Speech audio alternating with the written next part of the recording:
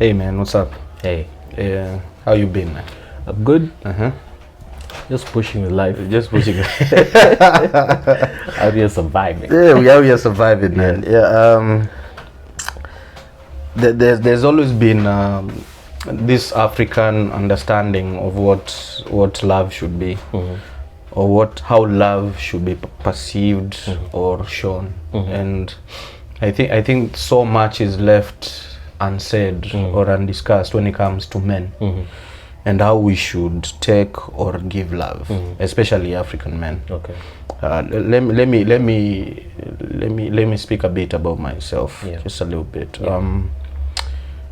The first understanding of how you should give and take love is shown by a mother. Yeah.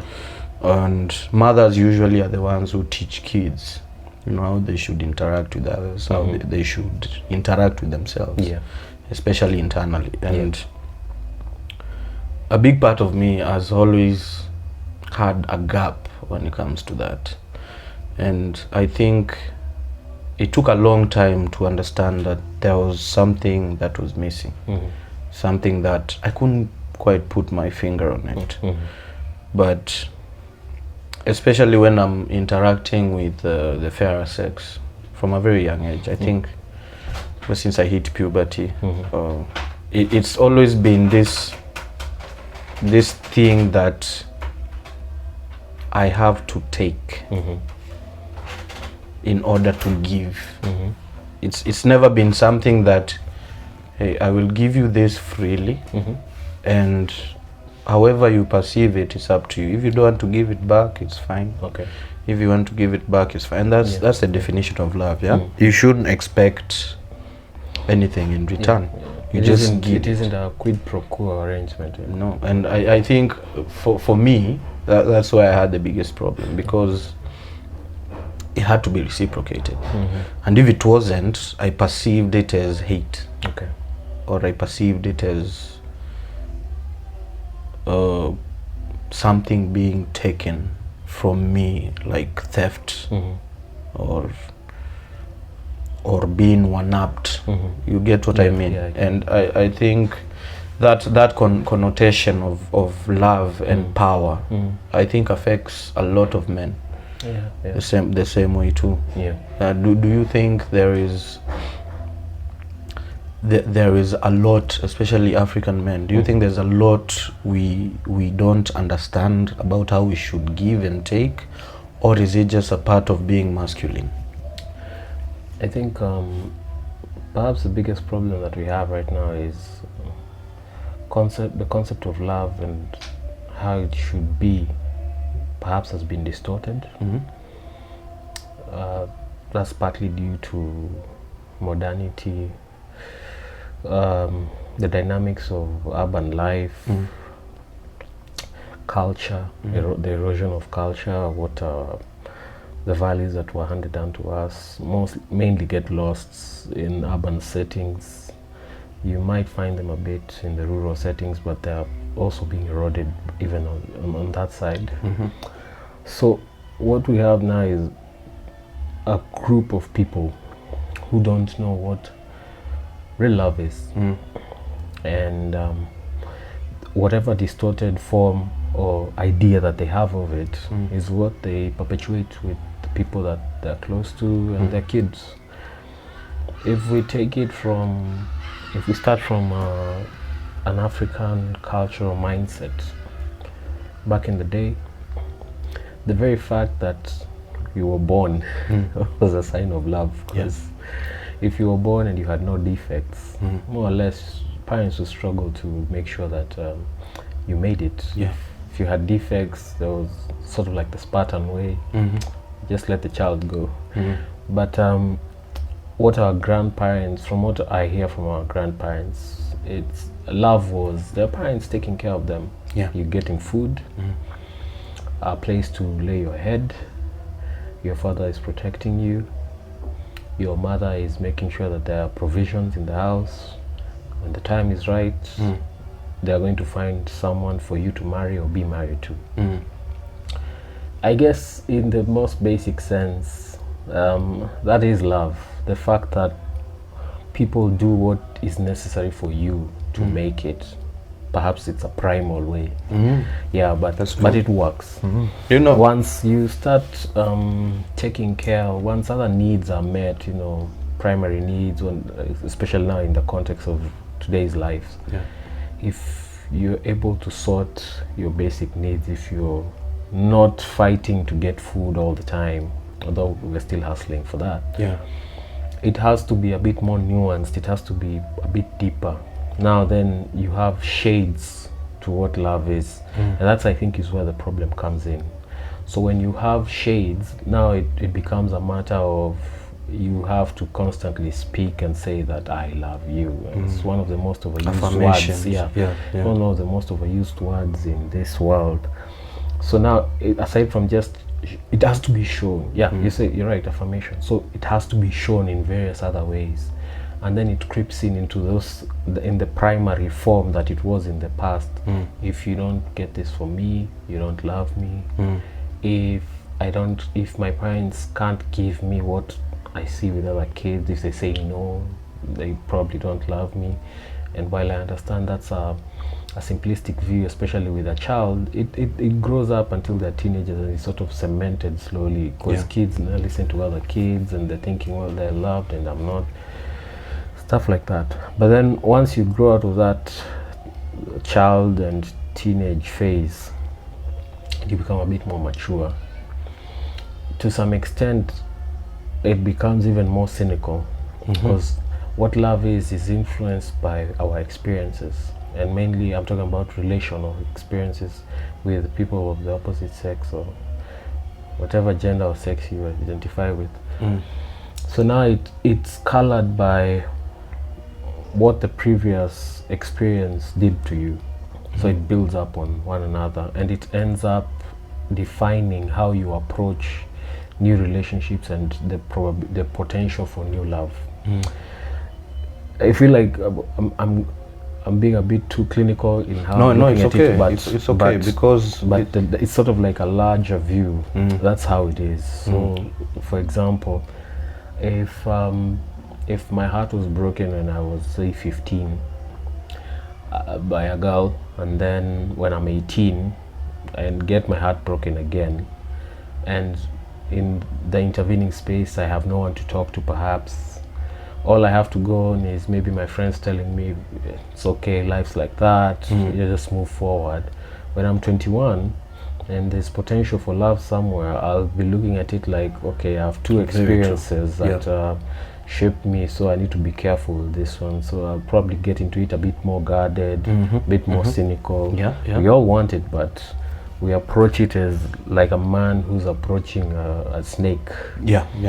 Instead of trying to be open, maybe talking things out. And it happens the same with the other gender now.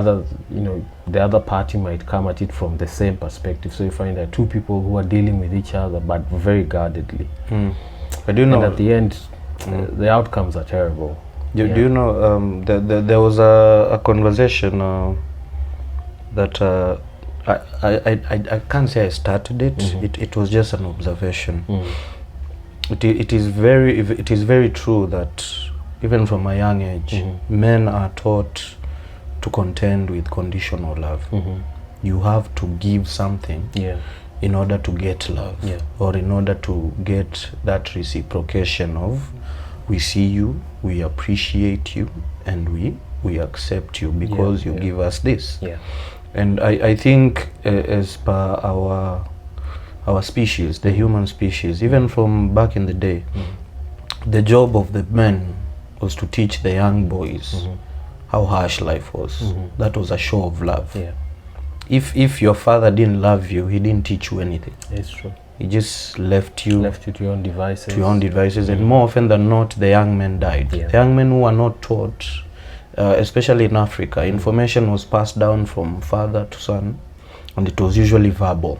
That's why a lot of our culture has been lost just like that after colonization, because we didn't write it down like the Egyptians.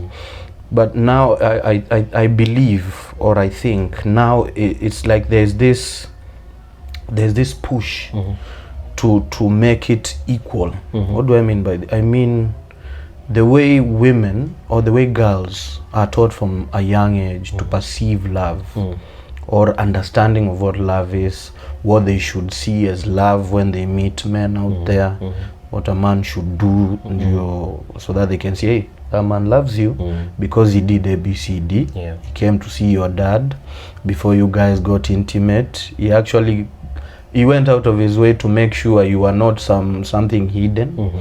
And they are trying to do the same now for men, especially in this modern age. There's this push for, even men cry, even men have emotions, and I think yes, it's good, yeah. But it's like we are throwing away all the information, all the teachings that are supposed to be for just men and young boys, and we are trying to incorporate this feminine version of love that is not helping young men. It's literally destroying them. Let me give you an example. There's always been, and I think it's also in nature, when the younglings reach a certain age, they are kicked out. In lion pride, the males are kicked out of the pride by their fathers. Sometimes violently, even sometimes they even killed. And I'm used to go. Yes, for them, I'm sure it's like, what the hell is this? Why is this happening to me? What did I do? Why are my sisters just chilling? They are eating with dad and mom. So why do I have to get kicked out? And I think in this day and age, there is no need for that anymore, because we have all been domesticized in such a way that we don't even need to go out there to find for ourselves, to fend for ourselves, because there is nothing to go there to find. It's all you need is education. Or do you think that's a new version of you are getting kicked out? But the problem is the same thing happens to ladies now. We can't, they don't get kicked out per se, but guys don't get kicked out either. Perhaps what you're saying, I believe, touches on, I don't know, the structures, social structures that determine what love is. What do I mean by that? As you just said, young males being kicked out of a family, maybe in the animal kingdom, so that they can go. It's, I don't know if I can say it's an instinctual need. It's something primal that animals have. The young are fed when they're strong, when they're big enough. They're told leave. It's not because the father now perceives this one as a threat. It's a primal need, yes, but for the males, but it's to propagate the species. If that wasn't happening, then these animals would not go out there, face challenges, learn from them, and be stronger, be smarter on how they hunt, how they hide from prey, and in the course of doing that, then they can find new territory, find a new mate, form a new family elsewhere, and that propagates their species. So perhaps you could look at it as love. Maybe it's just on a purely survival spectrum, I don't know. But now when it comes to humans, what I meant by the social structures that define love, that same concept applies to us, just maybe not on such a brutal scale. But it needs to happen, because if a man is not forced, let's say by his father, to get out there, face challenges, then he becomes weak. If he becomes weak in simple matters such as maybe finding for himself, dealing with other people, interacting with people, it will also leach into his relationship. That's true. And if then he is weak in his relationships, and it's not really love, because love is not simply a matter of feelings, good feelings, just positive vibes, as people like to say it like that. Love has many dimensions to it, and one important dimension is strength. So you need to have the strength to do what is necessary in a relationship. For example, when, let's say, your wife is going through her pregnancy and maybe hormonal changes are quite drastic, and these cases happen to people. Maybe she didn't want to see you for several months at the time. If you love your wife and if you're strong, you will understand what it is, even though it's hard, and you will persevere. You will not go out and now, okay, I'll just find someone else, keep me company for the duration. It requires strength, and that's a good example that some people will love because, yeah, men should do that. But it also applies in the other way. If a woman loves her man, then she will persevere with him when maybe he's going through a hard time, maybe finding work, an occupation, a business isn't working out, people are struggling. It takes strength to say, I love him and I will stay no matter what. You see, that's what I mean by that. So there are social structures that define love, and in a way they are being eroded. And that means that the love that people tend to give and receive is weak and in many cases harmful, because it simply comes down to transaction. Can we say chemical reaction? No, of course attraction is chemical, and it helps to feed into the idea of loving someone. But real love, as you well know, is a choice of will. It is. It is me saying, I have chosen to devote myself to you through the good times and the bad. And the good times and the bad, start immediately. The assault on that is on a feeling basis. So there are days you'll wake up and maybe you're not feeling so hot about your partner, and you stay. And it starts in your head, and you say, well, I'm not feeling attracted to them. It doesn't matter. I'm not going to keep looking at other people. I'm not going to say, oh, what's out here? And it goes more into that. Well, even when I'm not up to it, even when I feel like resting, I'm going to do something for them. It doesn't have to be buying gifts. It could be, I'll sort the house. It could be, I'll fix the heater, the bathroom heater. It could be something. It could be, I'll take the trash out. You see, for men, a woman could say, I know my husband is coming home at 9. Today was just going to be ugali and skuma. I'll make him something else that he likes. You see, that's what I mean. It is a choice of will. You touched on something very, very, very, very important there, and I think it affects a lot of, especially a lot of men.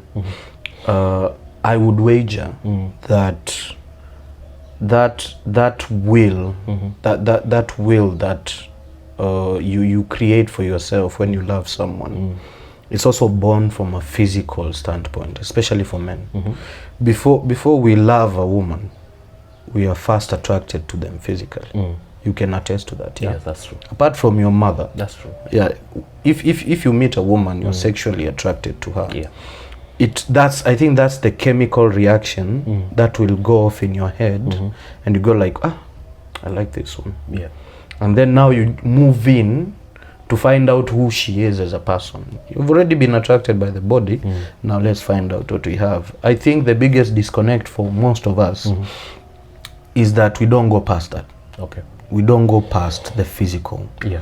I would wager it's a defense mechanism, but it's also fear.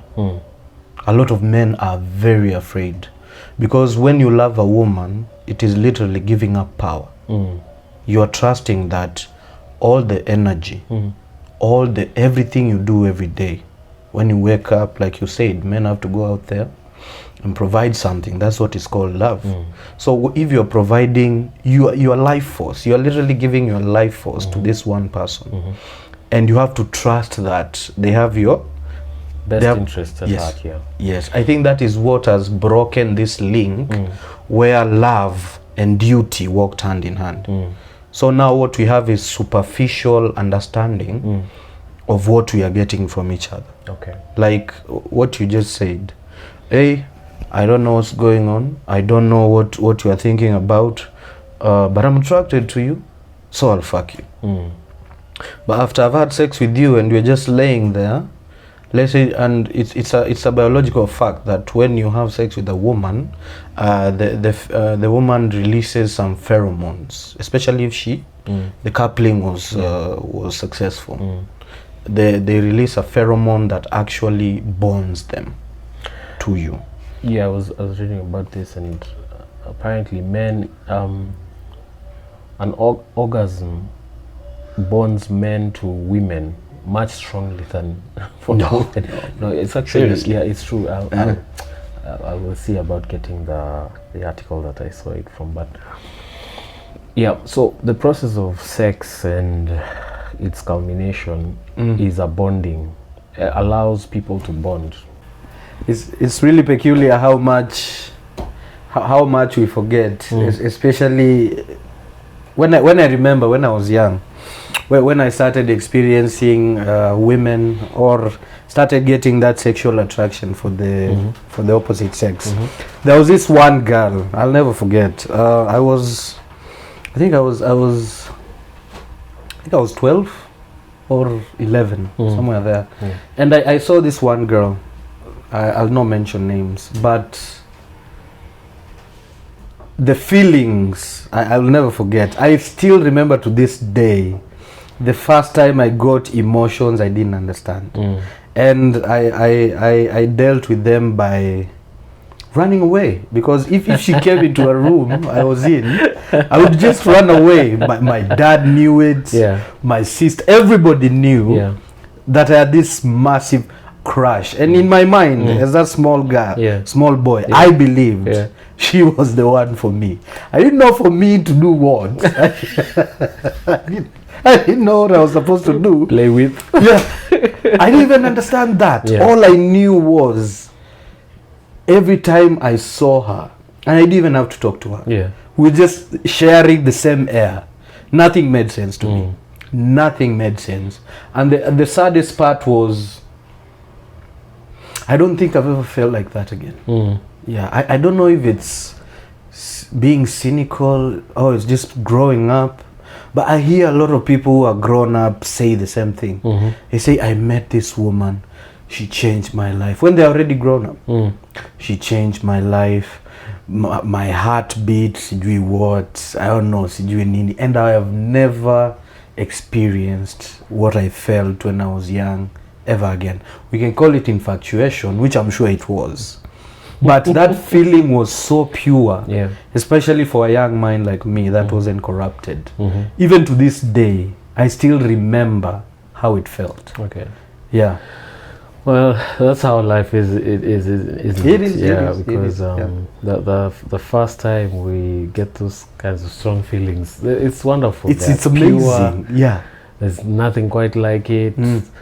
Color gets its color, everything comes into focus because this person exists. It's like the first hit of cocaine or heroin. There's never that, nothing like the first one. Never, since your first time, you've never felt like that again. It's true. Well, for me, I was in primary school, and there was this girl. Let's call her Miriam.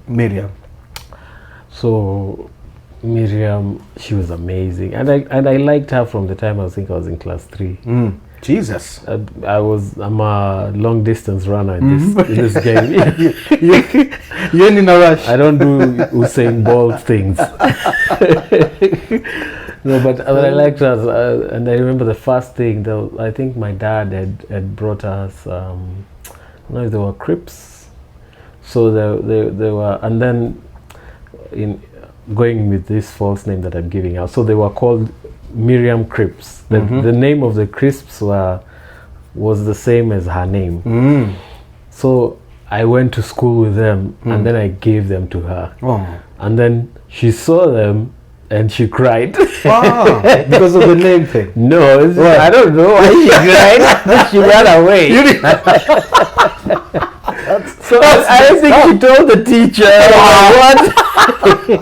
It was the opposite. But things never changed, by the way. I grew up liking her all the time. It was just there. You could, and everybody could see it, I think. Yeah, when I used to play with the guys, but every now and then I ended up just playing with her. Well, the rest of our classmates are out in the field. Sometimes I play with her. We're in class. We're playing with other guys. maybe ball instead of playing football outside. We were there with a couple of other people, so it was nice, you know, until, you know, the illusion was shattered, and I really pushed it until Form 4. Wow. That was love of your life type of stuff. To run a man, but obviously it was at a childish level back then, but it was still serious, and I still had other crushes, but hers was a constant. But when I was in Form 2, I knew, I was like, I really want to be with this girl. So, you know, I went and told her, like, I like you, and I want you. We can do this the easy way. No, I didn't tell her that was the hard way.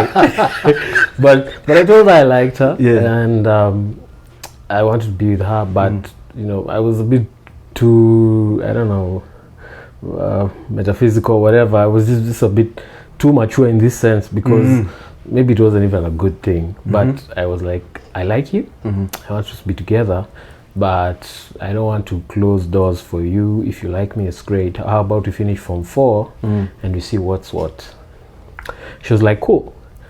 But in the intervening time, we were still talking, you know, sending letters, and it wasn't all I love you, I love you, I love you. You know, we're talking about our things as well. We weren't even pushing that. But inside, I knew this girl. So I finished Form 4. I didn't do too well, so it was a bit of a bummer. But in my head, I sort of knew that, okay, I'll make up for that, and then I have this girl still. So we continue. And I thought it was good. And then a friend of mine just went, and I told her, because I was, at the time, we were living in around the same area. So our homes were about 400 meters apart through the different estates. So it was, I couldn't reach her, like, we were talking and feel like she's far away. So I wasn't understanding. So I was talking to another female friend of mine. I was like, I don't understand what's going on. I can't reach her. It's like, she's far away. What's up? She told me, Miriam doesn't think about this thing. She moved on. She's, you know, with somebody else or something.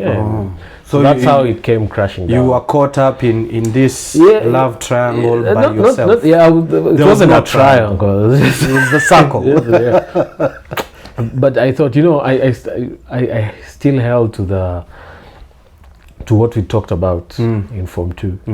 So I knew we were going to talk, and I'd accepted that maybe if she didn't feel differently, it was fine. But, you know, the point was, let's talk about it.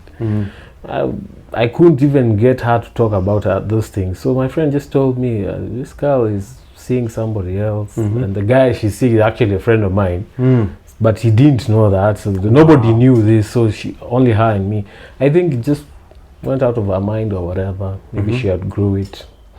So, you know, that night I walked around until 10. I don't know what I was just walking around town. Lovesick. That was my first heartbreak, not lovesick, heartbreak. It was a heartbreak. Yeah. A legitimate one. Yeah. So for something that never was even. If you look at it, it never was, but there was the promise, you know. The promise, yeah. I think I would have been okay if she told me, but I don't feel the way I felt before. And obviously it would have hurt, but I'd have dealt with it. But I was just there, well, nothing, holding on something that really never was. So that I think that was the most painful thing. And even if you happen to talk to her, she'll tell you, like, what's it was nothing. Yeah, but it was real for me at the time. I think because if we compare the days of old, the days of our grandparents and before that, even in Africa and abroad, you always get these fantastic stories about people who met even in kindergarten. And they became a thing. Into school, into college, they get married. I wanted that. And they spend the rest and you know, I think it would still be possible if we were not given all these choices, which are not really choices. And they're not really options. They're not. I remember even back then I used to know that people had weird stories about how they met somebody, and I knew a few of them from, you know, just testimonials. But I used to think to myself, and I was telling myself, I'm trusting God on this. And I used to make small prayers to God, and I was telling God, I hope she's the one. I know how people go through a lot of rubbish finding someone, but I hope this one works out, because I know I'm genuine. I hope she's genuine, or everything I'm seeing from her says she's genuine. So I was praying. I was like, I hope it just works out for me, please. I don't want to go and meet X and leave X and be with Y and be with C, and then finally I find. So I was hoping for that. And when you just mentioned about the other thing about options, I remember.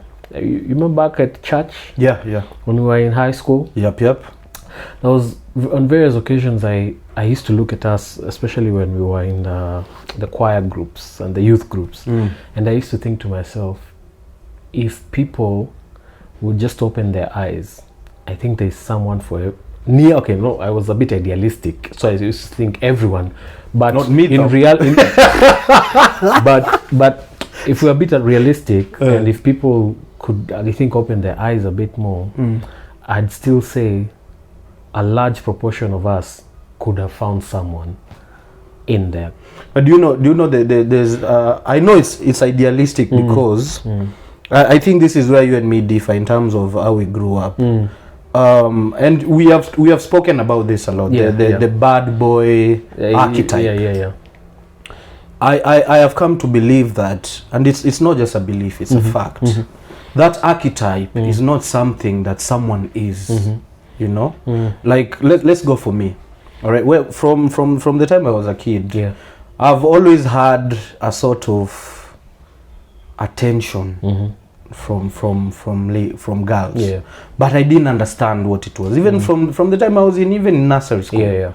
I don't know if it has something to do with my skin tone. I don't know, but it wasn't something that is like, oh, you look like this, or you are like this. Come hang out with us, let's have fun together, you look like a fun kid. It wasn't that. It was more like mine. Mine. You are mine. You know, and these were small kids. They wanted to possess you. Yes. And I think it gave me a sort of hubris that I grew up with, a little bit of hubris that actually made me into a cynical person when it comes to interacting with women. And you just brought up when back we were in church. You remember I had to go to church. I didn't have a choice. I had to go. And I when I went, I didn't really change myself for church. I didn't change myself to fit in. I didn't change anything about myself, even for the better. I was just this angry little boy. Because there had been all these other things that I had to go through, you know, with family and whatnot. And I carried that with me like a chip on my shoulder. And I wholeheartedly believed no one would want anything to do with me. I believed that to the core of my being. Which is weird because it was the exact opposite. They all wanted something to do with you. Do you know the weirdest thing? I wasn't even nice. It's not that I was a nice. I remember, I wasn't nice. I wasn't bubbly. I wasn't the life of the party. I was none of those things. I was this quiet, moody little emo boy. You are my. If we actually think about it, if I wasn't hanging out with Deno, I was hanging out with you. If it was in church, I didn't have that many friends. It's true. And mostly it was around church because we weren't hanging out outside. No, we were not until we started chilling, watching Bleach. That was a few years later. That was a few years later, and I kid you not, it's like, and this is what has disillusioned me to love, or what love is supposed to be. There is this need for I'll speak about women and or girls. There's this need for girls to fill a gap of something they don't know, haven't experienced. Like, okay, I've grown up in a nice family. Everything about my life has been vanilla. Everyone loves me. And then girls grow up a bit. They start seeing this troublemaker. It's a different person, essentially. Yeah, they're like, what makes this person like that? And I think, especially for us guys, because we are talking about love, when I realized that people do not like you for who you are, they like you for what you represent. You know, he's always by himself. Image. The image of what you portray. And even when they actually get to know you, and they find out that's just an image. They're like, we're not done with that. I actually thought you'd break my heart. What the hell is this? Essentially, yeah, I think you're essentially saying it was the bad boy archetype. It was thrilling for them. It was exciting because it was a sense of danger. It was it was a chance for chaos. The same thing. Yeah, it's the same thing that every girl who's been raised in a stable home, if that hasn't been cemented down right, if maybe her parents haven't actually talked her through that process that she learned, okay, you might end up feeling 1, 2, 3. Because it's one thing to be prepared. Yeah. But if nobody tells it to you and you encounter a boy, and a guy who's out, he looks punk, he looks emo, he wants to be saved. Yeah, so no, he looks like they think he wants. He wants to be. They think he needs. He needs. He doesn't want. That is the one. If he wants, then he's whiny. Then Yes, it won't be appealing. But he needs. Yeah, so that image, it excites girls. That's all it is, and I guess that's the reason why I wasn't excited. They did fight. But do you know? I want us to compare that to growing up now, because I can fully attest. You are what's hot right now as we are adults. Bollocks. No, I'm not lying. Let me break it down. Let me break it down. I think you shouldn't break that down. Let's just break it. Let's break it down. It is this. I think, and this is what I've learned about after being a man. I've learned there are stages of who you are supposed to be as a man. Yeah. And these stages actually come with time and years and age. Yeah. When you are that young, yes, you are allowed to be that hellraiser because that's what excites women. Yeah. But as you mature with them, as you reach an age where, okay, now we want to get serious. Now we want a husband. Now we want someone who loves us. Now we want someone who will stick around. Now we want someone who is level-headed. The emotional space is good and maturity is okay. Someone who actually has a good relationship with their family, because it matters now. We have passed that place where we were doing ABCD. That is done now. Although I think it matters for a well-adjusted lady. I think you should put a caveat, because society is so broken nowadays. It is. A well-adjusted, mature woman, that's what matters. And even back then, it mattered for a lot of them. It's just that the bad boy archetype was exciting. But once you get over that, if a woman is is okay upstairs, and by okay I mean she knows what she wants, and forget about the excitement doesn't last. No, it doesn't. That's what I'm saying. Yeah. If you're looking for more, then definitely that's what's important. But even now, the bad boy archetype still works. It's just that when people desire to be excited, they want that. And then when reality comes crashing down, they also want the same guy who excites them to be the calm, mature, level-headed, successful. Something that doesn't exist. It's a duality that cannot exist. It's a horrible duality. Yeah. So it's interesting. It's very interesting. I think the whole point of this was, as men, we have to know.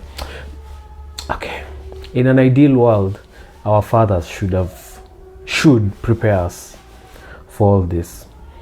But in the real world, where sometimes our fathers aren't there, maybe because of death, personal issues, work, things like that, it's up to men to learn this, and the problem is we learn it the hard way. We do. The most of what we can hope for is that we make it out on the other side, obviously with the scars, but not too many to make us lose hope with the whole institution. I agree and disagree with you on that, because I believe it is the scars that make us who we are. I don't deny that. I'm saying enough scars, but not too many to disillusion us. You see, the disillusionment. You can. There is a point. Everyone gets disillusioned with things, and I've also gone through it. But the point is, the hope is that we don't get too damaged, so that when we get out on the other side, we sort of give up on the whole institution. You know what I mean? Yeah, that's. And I guess maybe even when that happens, it's up to us, maybe find people to support you. Because friends and family, where possible. Yeah. They can go a long way with helping us see the real picture, you know. And I think for me in my life, even after the points of disillusionment, my friends were there, and you guys, you remember this, you were also there. Yeah. So talking with you guys really helped me get over this points in life when I was really down. Yeah, so it helps. But that's the point. And now taking it back to what we were talking about earlier, you're right. Men have conditional love. It's what it's what sad. it is. It's sad, yeah. but it's our lives. But it's our lives. It's our lives, because as we continue to discuss this, our definition of what love is will always be tied to what we can bring, to the table. whether you like it or not. Yeah, it's the truth. And it doesn't matter whether you're a father. Let's say you come from a rich family. Let's say everything has been provided for you, money is there. You still have to provide something. Yeah. If the money is all there, yes. So what do you have to offer as a person? Are you learned? Are you emotionally mature? Are you interesting? Yeah. Are you funny? And Now that's when this all these other things are brought to bear. It's true. You can never just say, okay, I have money, so women should love me, just by that basis. It's never happened. That's why, and I've had a lot of guys say this. When I met her, she had nothing, I had money, she loved me so much, and that is because you are offering that. Yes, true. But then, nikamfungulia biashara, she started making her own money, then all of a sudden, nyumba ikaliki. Yeah. And then people are like, okay, so if you remove the money, what else were you offering? Okay, you are shit in bed. You can't hold a conversation to save your life. You can't even make her laugh. So after you've given her that one side, I need money to survive. I need this status. So I need more, bro. I need more. It almost feels like a hierarchy of needs. Yes, that is perfectly well put. Because women have needs. So the first thing that maybe not all women. Let me just qualify. Let's be honest. Let's be honest. A lot of them. Most of them. Let's be honest. So, that's a lot. So most of them, when you come to the table, it's okay. Why should I be with you? And it's okay. You know, it's normal. That's how life is. Yeah. So the first step is physiological needs, according to Maslow's hierarchy. So and that usually is settled by money. Money will sort the physiological needs until food, shelter, clothing.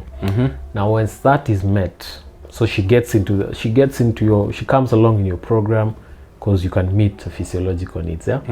Cash. Good. Once that is met, more needs appear. Hierarchy. Yeah. So a pyramid. So it's a pyramid. Like you did good there, bro. Yeah. So it's a pyramid. So else? after that, now it comes to maybe excitement. After maybe at first it's now kids. So guys who can't father, that's when people get played down. You saw oh, sorry to cut you off. You saw, what's this the biggest star in Africa, what's his name? What industry? I forget his name. He's from Nigeria. Movie star. No, singer. Yeah, he's a singer. I don't know why I always forget this guy's Davido? name. No, not Davido, but he's on the same, I forget, but genre. Yeah, he's on the same genre. Okay. Even Elton John loves his music. I don't know why I keep forgetting his name. He came out the other day. He said he's impotent. And apparently before that, the reason he had to come out and say it, and this is the biggest star in Africa. There was a lady he was dating from London. I also forget her name, but we will put the disclaimer in there. They were dating, and then she just came out one day and she said, "Yo, I'm done with this guy. I want kids. He can't give me kids. Your biggest star in Africa is impotent," and it was a whole thing. Everyone all of a sudden forgot this guy has given us some of the best music in our generation. Now everybody was like, "So you're not a man." And this guy actually had to come out and give a statement because of how much backlash was coming. And it was so sad because he had to rationalize it by falling back on his money. He was like, "Yeah, I'm an impotent gorilla, but so what? I'm rich." And niggas were like, Yeah, I'm with that. I'm with that. But I But could wager. he did not. He should not have done that. Yeah, you didn't have to. I'm impotent, end of story. Yes, but because he is a man and men have a hierarchy of needs, the fact that you are one of the best singers, one of the best songwriters this world has ever seen doesn't matter. Yeah. You also have to compete with all these other regular Joes who can give kids whenever they want, and now all of a sudden you're behind. Yeah. You're behind the line when it comes to getting women. Sad. Make it make sense. It's sad. I know there are ladies who would be like, no, I'm good. I'm good with him being impotent. But you'll find most of them come with kids. Yeah. Yeah. And that's not a yeah. So the second level is kids. Once you do that, now it comes to excitement, because once the kids are done, that motherhood aspect of a lady, that's checked. So now she wants to have fun now. So the fun, and it goes like that. So if a guy is not able to reach some level after the basic, in fact, if you're not able to reach any one of those levels, you won't get anyone. And so, like we say, that's the sad reality of men's lives. Yeah. The hope is that you'll find somebody, and again, I'm not saying that these things shouldn't be there. All right, and in most cases you'll find that in marriages these things are there to certain degrees.